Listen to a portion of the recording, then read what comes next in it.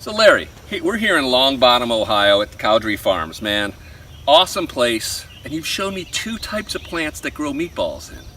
That's kind of crazy. Now you're telling me that this yellow squash, it's a meatball yellow squash. Yeah, special.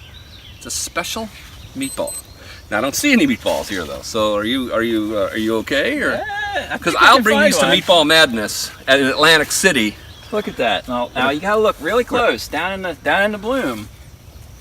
Right down in there. Oh my Check goodness. that out. Oh my goodness, look at that.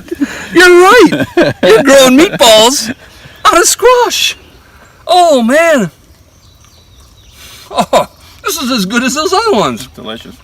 I'm gonna bring this to Meatball Madness, Atlantic City, New Jersey at the Pizza and Pasta Expo in October 3rd at 12:30 and show everyone how to grow great meatballs.